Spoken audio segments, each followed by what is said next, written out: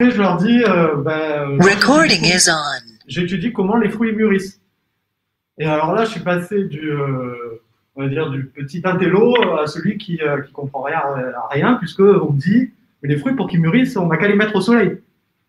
Et là, je peux pas dire autre chose que, oui, c'est vrai qu'on n'a pas beaucoup vu de fruits mûrir à l'obscurité et au froid.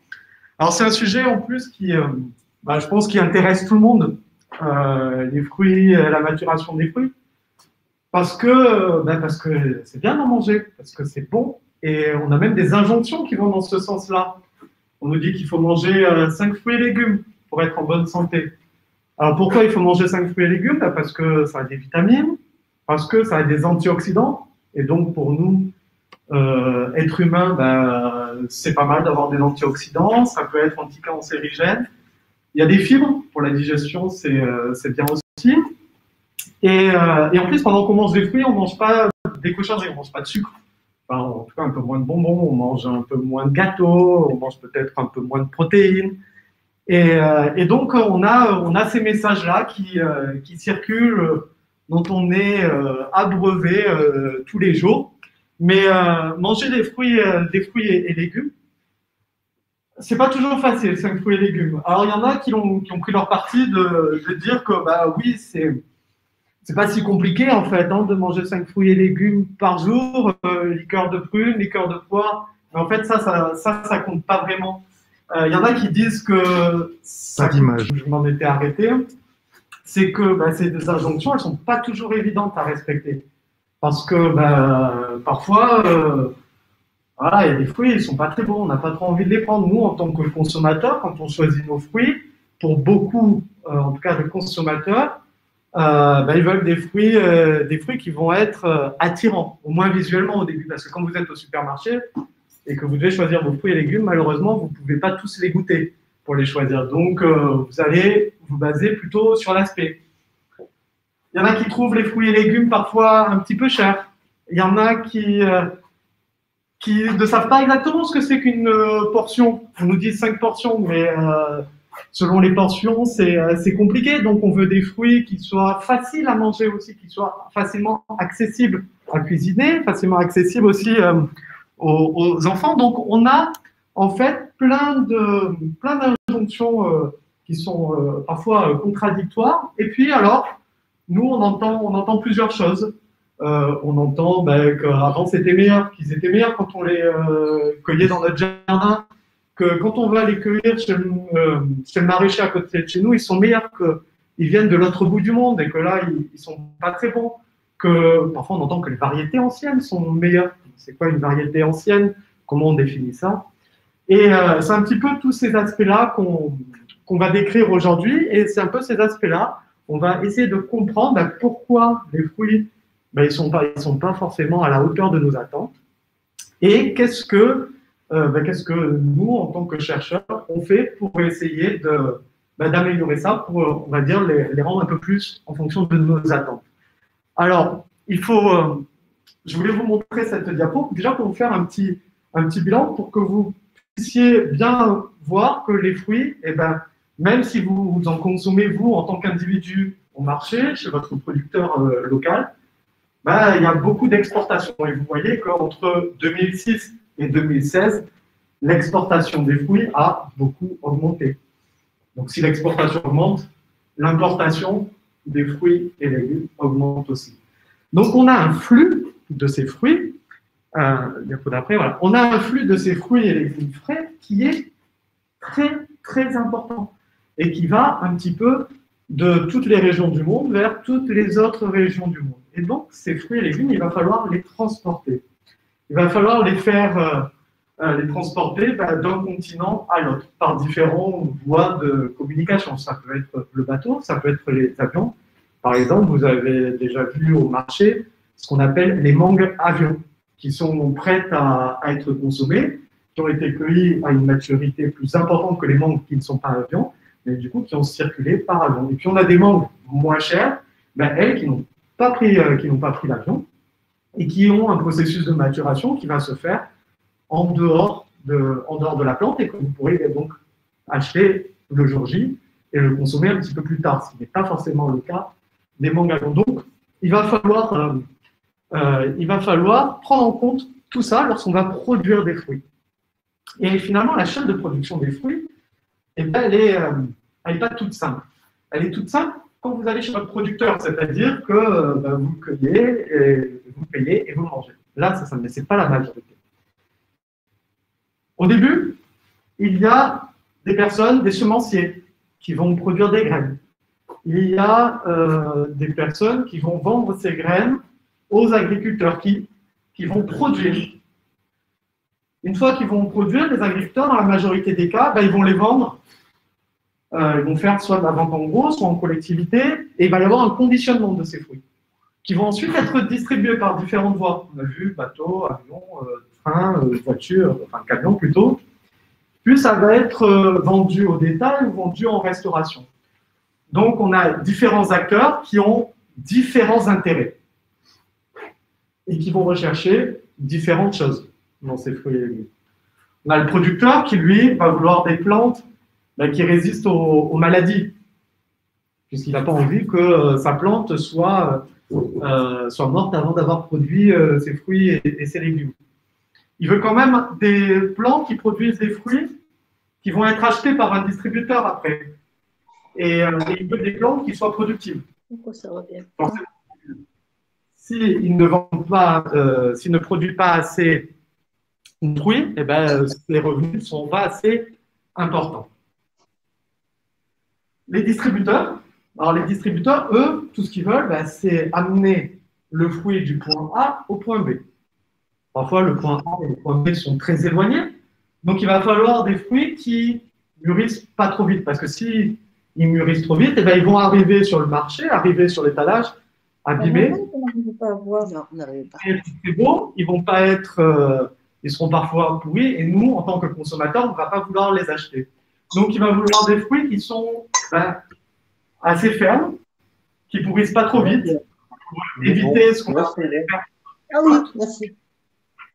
Et il va vouloir des fruits avec des tailles qui conviennent au marché. Maintenant, on peut même voir ce qu'on appelle des baby-fruits. Vous avez pu voir parfois des baby-bananes, des baby-melons.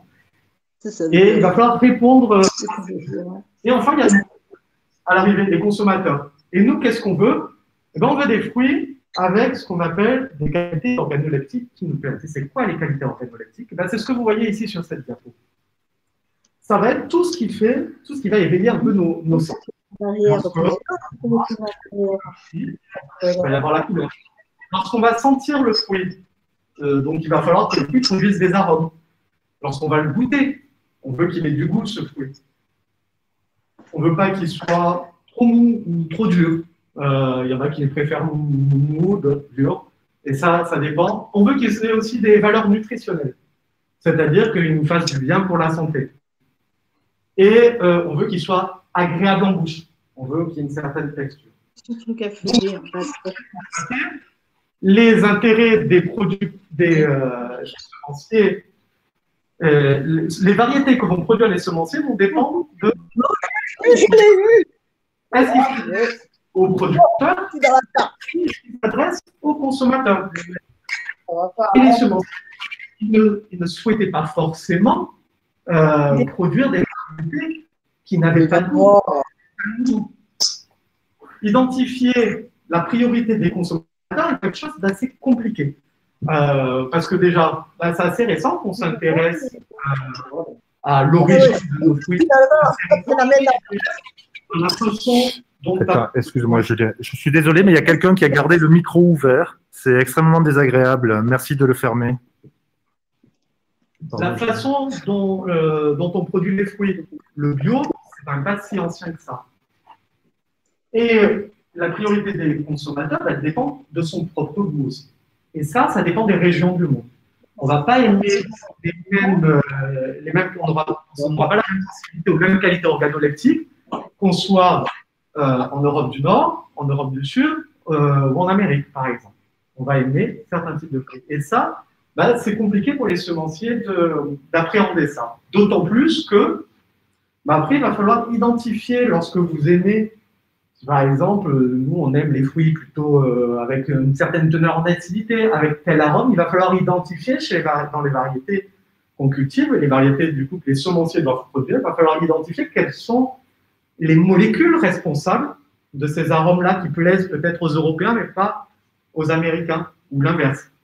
Et donc, ça va demander des analyses chimiques assez compliquées à mettre en œuvre. Alors que lorsque on veut produire des fruits dont les caractères sont facilement évaluables, comme la taille, comme le poids, comme le nombre de fruits par plante, ça va être des caractères quantitatifs, qu'on appelle quantitatifs, plus faciles à mesurer. Mesurer la taille d'un fruit, le poids d'un fruit, c'est quelque chose d'assez accessible, de peu onéreux, alors que tout ce qui est analyse chimique nécessite la mise en place, l'utilisation d'appareils assez compliqués, une technicité compliquée aussi, et également nécessite d'avoir des panels de consommateurs représentatifs de notre consommateur. Et du coup, jusqu'à pas très longtemps, les sélectionneurs s'intéressaient plutôt et utilisaient les priorités des producteurs et des distributeurs comme objectif. Et ce qui fait que, en fait, ils ont cherché à produire quoi? À produire un fruit qui convienne à la majorité, qui soit standardisé, et ils sont passés, et même on peut le dire tous, on est tous passés mettre dans la production de masse des produits de masse. Et la tomate, ou n'importe quel fruit d'ailleurs, je vous dirai pourquoi après on parle un peu plus de tomate, est devenu en lui-même un produit de masse. Et comme le disait Henry Ford, lorsqu'il a produit son premier modèle Ford T, qui était la première voiture produite en masse, eh bien chaque consommateur pourra avoir une voiture de la couleur qu'il veut, du moment qu'elle est noire. Et c'est un petit peu ça qui s'est passé avec la sélection des fruits et légumes, c'est qu'on est arrivé à une standardisation assez poussée. Alors, comment ils ont fait les sélectionneurs pour ça? Ils ont utilisé la génétique. Alors, ce que vous voyez sur cette diapo, c'est la représentation d'un chromosome. Car dans les plantes, comme chez les humains, il y a des chromosomes qui portent les caractères de la plante. Ça va être sur l'ADN qui est dans le chromosome qu'on va pouvoir savoir si le fruit est plutôt rond ou allongé, par exemple. Rond ou en forme de poire, plutôt avec tel arôme ou plutôt tel autre goût. Donc, ils vont utiliser la génétique pour créer de nouvelles variétés en croisant des plantes entre elles. Diapo suivant. Et ils vont utiliser la diversité génétique qui existe. Il y a énormément de variétés qui existent naturellement. Et donc, les sélectionneurs sont allés prendre différentes plantes de différentes variétés qui peuvent se croiser entre elles. Et ils ont identifié chez chacune de ces variétés des caractères qui peuvent être intéressants pour produire la plante qu'ils recherchent. Et un exemple qui est connu dans le milieu, on va dire, de la maturation du fruit, c'est donc un caractère qu'on va appeler, qui est porté par un chromosome, qu'on va appeler le caractère PIN. Et il y a des plantes donc, qui possèdent ce caractère de façon active, on va dire. Ça va être donner des fruits plutôt rouges, plutôt mûrs. Et puis, on a trouvé dans certaines plantes que ce caractère, parfois, pouvait, ce gène-là, hein, je vais employer le mot gène, pouvait être inactif. Et dans ce cas-là, dans ces plantes où le gène est inactif, naturellement inactif, et le fruit, et notamment le fruit de tomate, mûrit très, très, très, très lentement. Donc, ce qu'ils ont fait, les sélectionneurs, pour répondre, rappelez-vous, hein, ce que recherchent les distributeurs, c'est finalement que le fruit arrive sur l'étalage encore en bonne forme, pas pourri, et qu'il soit encore attirant pour le consommateur. Donc, ils cherchent, un des objectifs des sélectionneurs, ça a été de ralentir le temps de la maturation. Donc, ils ont croisé des plantes qui mûrissaient vite, avec des plantes qui mûrissaient moins vite. pour obtenir des variétés qu'on a aujourd'hui sur le marché. Un autre exemple, pour un autre caractère, le caractère uniforme, qui apporte une coloration uniforme. Il y a des plantes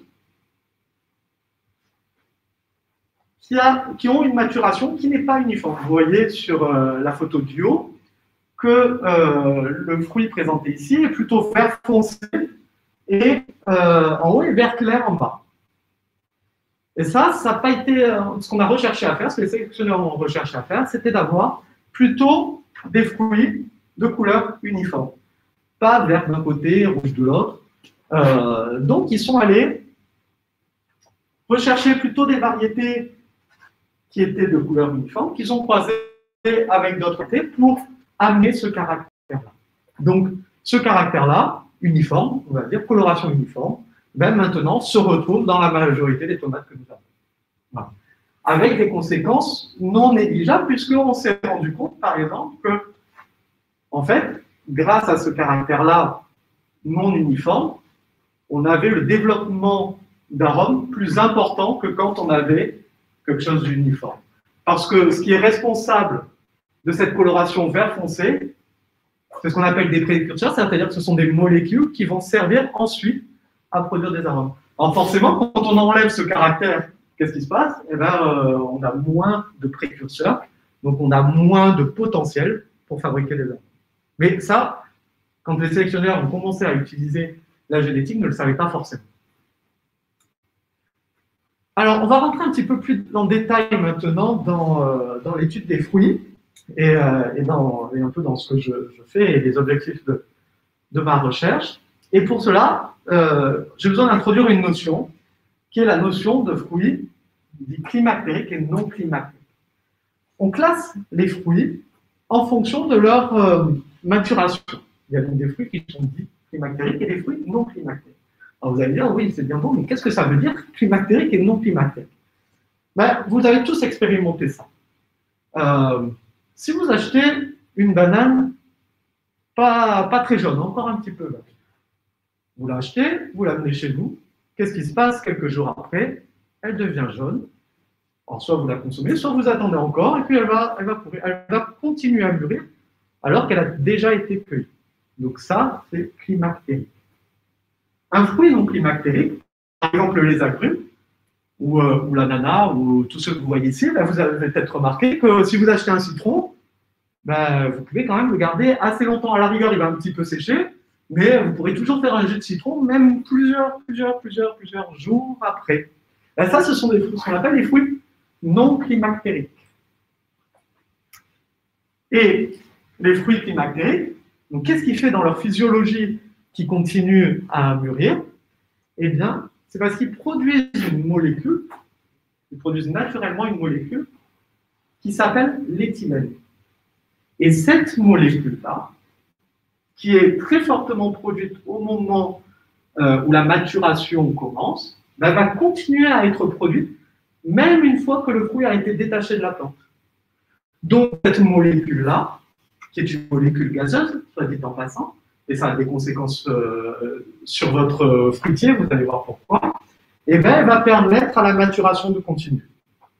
Alors que les fruits non climactériques ne produisent pas cette molécule-là. Donc, ils ont besoin d'être sur la plante pour mûrir. À partir du moment où on les détache de la plante, ils ne vont pas mûrir. Alors que les fruits climactériques, quand on les détache de la plante, vont produire de l'éthylène et vont continuer à mûrir. Alors, pourquoi je dis que ça a des conséquences pour votre fruitier? Ben parce que, par exemple, prenez une banane qui produit énormément d'éthylène et que c'est une molécule gazeuse, et ben cette éthylène va sortir du fruit, puisqu'elle est gazeuse, et va aller toucher les fruits qui sont autour et les faire mûrir. Alors, l'éthylène, finalement, c'est connu depuis très longtemps. Alors, sur cette diapo, c'est un petit historique de la découverte de l'éthylène et de son usage dans le contrôle de la maturation des fruits. Déjà, on retrouve dans l'Ancien Testament des marques, enfin des écritures qui nous disent qu'en blessant des figues, on accélérait la maturation. Vous allez me dire, quel rapport avec l'éthylène? Eh bien, l'éthylène quand on blesse un fruit, le fruit va produire plus de l'éthylène. Donc, en blessant un fruit, finalement, on augmente, le fruit produit plus de la molécule qui permet la maturation, donc va accélérer la maturation. D'ailleurs, je ne sais pas si vous avez remarqué, mais si vous faites tomber un fruit que vous l'abîmez un petit peu lorsque vous rangez vos courses, eh bien, la zone où il a été abîmé va commencer à mûrir plus rapidement. Et là, c'est dû à ça. Donc déjà dans l'Ancien Testament, il y avait ça. Il y a plusieurs siècles, les fermiers chinois brûlaient de l'encens pour accélérer la maturation des poires. L'encens produit notamment des molécules qui sont similaires à l'éthylène et permet cette accélération. Et il a fallu attendre 1886, donc il y a eu quelques années entre-temps, pour se rendre compte que les gaz d'éclairage, j'étais pas né, mais avant on s'éclairait avec des gaz, et ben, ça permettait de modifier la pousse de la plante. Une plante, quand elle était pas loin de ces lampes-là, et ben, on voyait que son développement n'était pas normal. Et quand on analysait les molécules qu'il y avait dans ce gaz-là, la seule molécule qui permettait de reproduire ça, c'était l'éthylène. Et ce n'est qu'en 1935, donc ça fait moins de 100 ans, qu'on a émis pour la première fois l'hypothèse que cette molécule, l'éthylène, était responsable de la maturation du fruit. Alors, est-ce qu'on a remarqué, donc là en noir, vous voyez la production d'éthylène au cours de la maturation. Ce qu'on va remarquer, c'est qu'en fait, l'ensemble, je vais dire peut-être tous, mais c'est là qu'il y a encore des études à faire, beaucoup de paramètres qui sont caractéristiques de la maturation se développent grâce à l'éthylène et de façon concomitante à l'éthylène.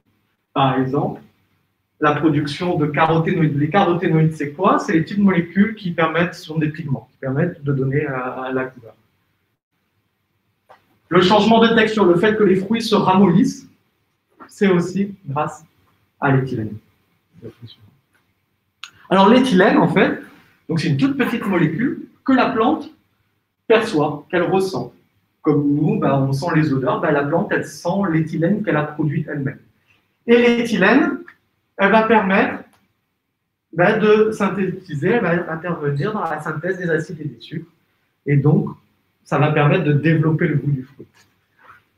Ça va permettre, rappelez-vous, ce dont je vous parlais dans la diapo d'avant, les caroténoïdes, ça permet donc de changer la couleur. Ça va permettre également de modifier la texture et de développer des arômes. Donc, c'est l'hormone, c'est ce qu'on appelle, alors c'est une hormone, hein, c'est une petite molécule qui est perçue par les fruits, qu'on appelle l'hormone clé de la maturation. Alors, on va revenir un petit peu en arrière. Maintenant, je vous ai parlé tout à l'heure du caractère RIN. Ok, le caractère RIN qui permet de ralentir la maturation dans certaines variétés.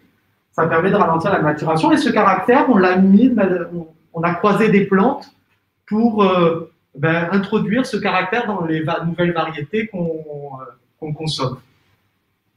Et on a remarqué par les études que le gène qui permet de coder pour ce caractère, c'est un gène qui permet de produire l'éthylène. Ça veut dire que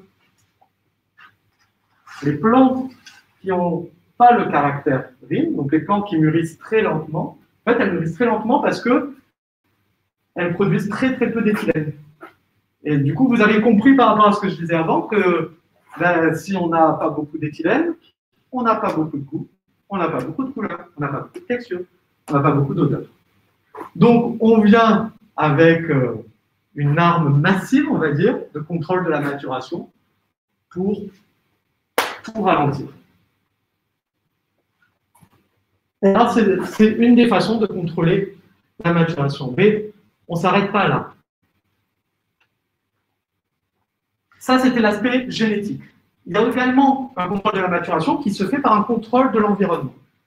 Les fruits, entre le moment où ils sont cueillis et le moment où ils vont être consommés, ils vont être transportés, comme on dit. Alors, on a trouvé d'autres moyens aussi pour ralentir la maturation. Un premier moyen, c'est d'utiliser une petite molécule qui va se fixer sur le même récepteur que l'éthylène. Ça veut dire que, en fait, la plante, au lieu de sentir de l'éthylène, elle va sentir cette molécule qui s'appelle MCP. Mais par contre, ce n'est pas parce qu'elle sent cette molécule que ça va déclencher la maturation. En fait, en sentant cette molécule, l'éthylène ne sera plus perçu par la plante. C'est comme si vous sentez très fortement une odeur et que vous n'arrivez plus à sentir les autres odeurs. Pour la plante, c'est exactement pareil. Et donc, elle ne va plus percevoir l'éthylène. Et donc, rebelote, on ne verra plus la maturation se développer. Il y a également d'autres façons de contrôler la maturation. C'est l'utilisation d'atmosphères contrôlées, finalement. Alors, vous voyez ici qu'en fait, c'est quelque chose d'assez complexe. On met les fruits dans des champs, dans des grosses enceintes ou des grosses chambres, dans lesquelles on va contrôler l'atmosphère. Ça veut dire quoi, contrôler l'atmosphère? Ça veut dire contrôler la température. Les mettre à des températures très basses. Pourquoi? Parce que les fruits, c'est vivant. Et c'est comme nous, quand on est au froid, des choses comme les animaux, parce que nous, on n'hiberne pas trop, en fait, tout se met au ralenti. Et donc, le processus de maturation, qui est un processus d'un organisme vivant, qui nécessite une certaine température pour se faire, au froid, ça va se ralentir très fortement et être beaucoup retardé. Donc, on va diminuer la température. On va également avoir une atmosphère sans oxygène, ou avec très peu d'oxygène. Pourquoi? Parce que les plantes, et les fruits aussi, elles respirent. Et donc, ont besoin d'oxygène. Donc, si vous enlevez l'oxygène de l'atmosphère, qu'est-ce qui se passe? Les fruits vont se mettre ce qu'on appelle en quiescence, ils vont un peu hiberner, s'endormir progressivement, et donc la maturation va également être ralentie. Mais tout ça est très onéreux à mettre en place aussi.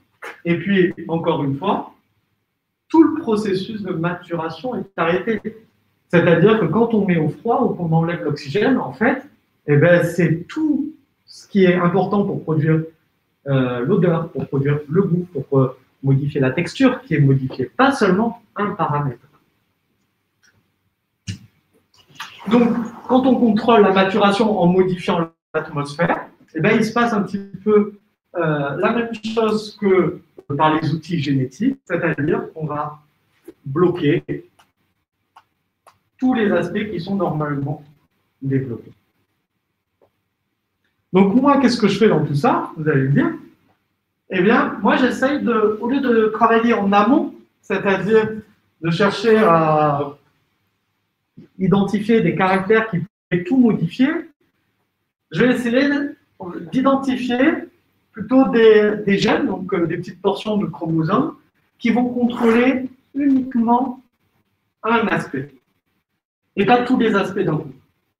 Pour pouvoir fournir aux semenciers ou à des agriculteurs des variétés qui pourraient être, par exemple, rouges quand même, peut-être avec une texture un peu ferme qui permet le transport, mais par contre avec quand même beaucoup d'arômes, beaucoup de sucre, beaucoup de goût, beaucoup de tout ce qu'on veut d'autre. Donc, mon travail est d'identifier ces gènes-là. Diapo suivant. Et donc comme exemple, là, c'est juste un exemple et ça va, je n'irai pas beaucoup plus loin. J'ai pu identifier au laboratoire, donc avec d'autres collègues, un gène, donc pour la petite anecdote, c'est ce qu'on appelle un facteur de réponse à l'éthylène, qui vient contrôler positivement la couleur, le développement de la couleur. Par contre, qui vient contrôler négativement la fermeté. Alors, toutes ces recherches elles sont développées au laboratoire de génomique et biotechnologie des fruits, donc qui est localisé, donc c'est un laboratoire pour l'instant essentiellement INP-ENSAT, hein, la majorité des membres, à l'exception d'un, font partie de l'ENSAT. Et donc pour ceux qui connaissent un petit peu le campus de l'INRA, on est localisé pas très loin des terrains de tennis, dans le bâtiment de biotechnologie végétale, à cet endroit. Et dans ce laboratoire-là, on s'intéresse à la maturation des fruits, mais pas uniquement. On s'intéresse également à ce qu'on appelle à la nouaison, à la transition fleurs-fruits. Okay, quels sont les gènes importants pour la transition fleurs-fruits. Et on s'intéresse également aux gènes qui permettent aux fruits de développer soit une partie qui s'appelle le gel, par exemple, ou une autre partie qui s'appelle le péricarpe, qui est la partie charnue. Voilà, donc on s'intéresse à ces différents aspects. Et la recherche, elle est forcément internationale. Donc, on a des partenaires qui sont aux États-Unis, au Brésil, en Europe, un petit peu partout en Europe et en Chine. Et donc, on a beaucoup de projets de collaboration dans ce cadre-là. Et la recherche, elle est aussi financée. Et ces recherches, on peut les effectuer grâce à des financements européens ou des financements nationaux, comme ceux fournis par l'Agence nationale de la recherche, ou également des financements plus locaux, par exemple Tulip et la.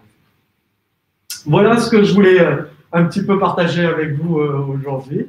Donc, si vous avez des questions, que ce soit dans le public, en présentiel ou en distanciel, vous êtes... voilà, je vous écoute. Ou je vous lis. Julien, quand oui. Tu vas contrôler tes gènes, l'idée c'est par exemple spécifiquement un gène, que ton fruit il ait du goût tout de suite, mais que tu ralentisses par exemple donc la fermeté pour qu'on puisse se transporter. Mais est-ce que tu ne vas pas arriver si ton fruit il ne va pas avoir un goût qui va être moins bon à la fin quand ils sont trop mûrs, le goût est moins bon. Donc si tu ralentis la fermeté mais pas le goût. Alors, effectivement, il va falloir avoir identifié les gènes qui interviennent à différents moments.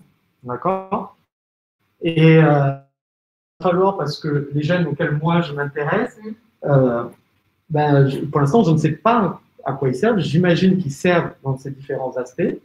Et j'étudie justement, est-ce qu'ils interviennent plutôt au début de la maturation et est-ce qu'ils peuvent me servir plutôt au début de la phase et sans trop affecter la fin, ou au contraire, est-ce qu'ils vont me permettre de contrôler plutôt la fin de la maturation, empêcher le développement de ce mauvais goût, on va dire. Donc voilà, il y a ces différents aspects-là, et ce n'est pas forcément les mêmes gènes, effectivement, qui interviennent.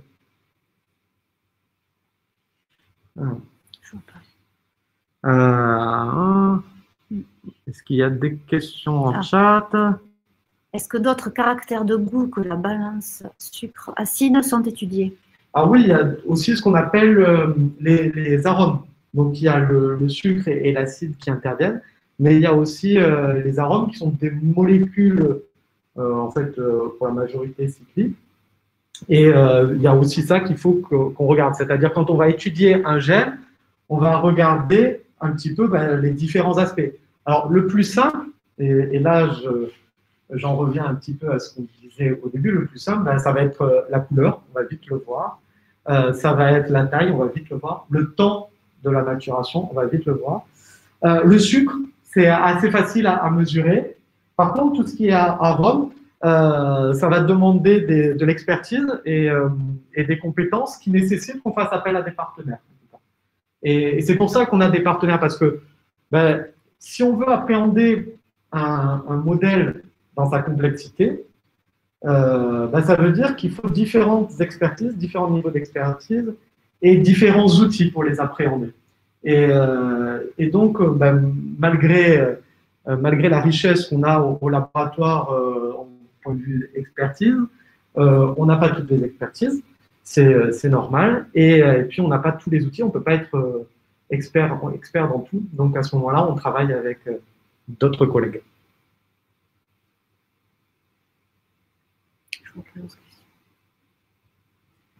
Moi, j'ai une question. Ouais. Bête. Cette question. Qu'est-ce qu'il faut? Est-ce qu'il vaut mieux mettre ces fruits au frigo ou pas au final, du coup? Alors, ça dépend des fruits, tu me diras. Voilà, ça va dépendre des fruits. Par exemple, la tomate, on vous dit il ne faut surtout pas la mettre au frigo, et c'est vrai. Alors, vous allez ralentir la maturation, il n'y a pas de souci. Bien que vous avez vu que d'un point de vue génétique, on a un moyen pour la ralentir. Donc, c'est pour ça que les tomates, finalement, vous arrivez à les garder longtemps. Mais pourquoi il ne faut pas les mettre au frigo? Parce que ça va jouer sur les arômes et sur le développement des arômes. La tomate, elle va continuer à mûrir quand vous l'achetez.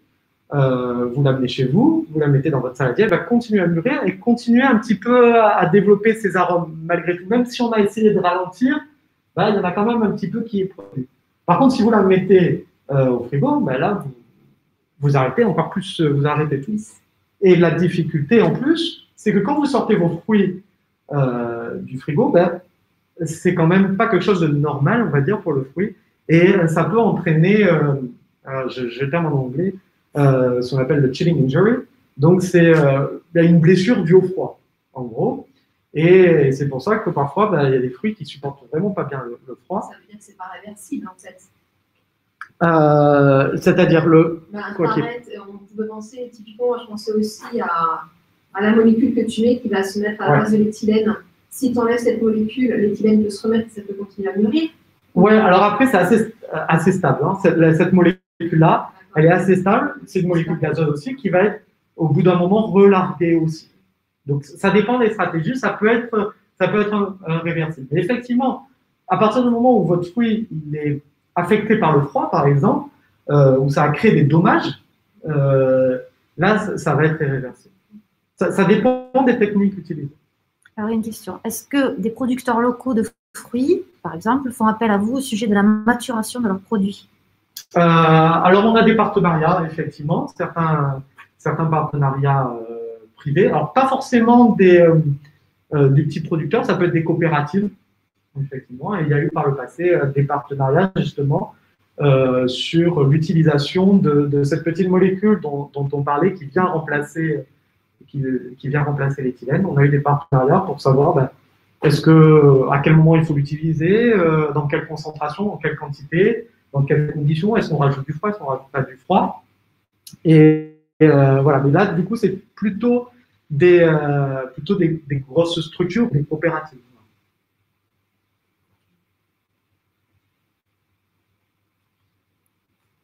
Pas d'autres questions? Ah, si.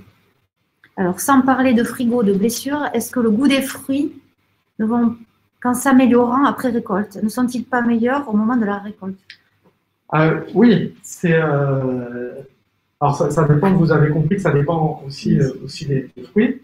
Alors, il y a par exemple l'exemple de l'avocat, qui lui est un fruit climactérique et qui ne mûrit qu'une fois qu'il a été récolté. C'est-à-dire que tant qu'il est sur l'arbre, il y a quelque chose, alors on ne sait pas bien quoi, mais il y a quelque chose qui va empêcher sa maturation. Par contre, une fois qu'on le récolte, il n'est plus sur l'arbre, il n'y a plus rien qui empêche sa maturation, donc lui, il va pouvoir développer un peu plus ses arômes une fois qu'il est cueilli. Mais par contre, il y a des fruits où c'est sûr que quand vous les cueillez, par exemple les fruits non climactés, si vous les cueillez et qu'ils ne sont pas mûrs, ils ne vont pas être bons.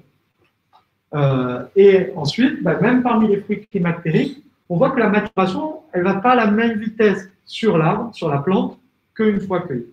Donc, on ne va pas avoir ce qu'on appelle la même vitesse de maturation, la même cinétique, et donc on n'aura pas forcément le même développement de tous les arômes quand on cueille à maturité sur l'arbre ou quand on les fait mûrir chez nous. Et ça dépend un petit peu des fruits. Ok, moi je pense que c'est bon. Bon, écoute, merci beaucoup. Merci à vous. Merci. Et puis, voilà. Et joyeux Noël à tous. Merci, joyeux Noël.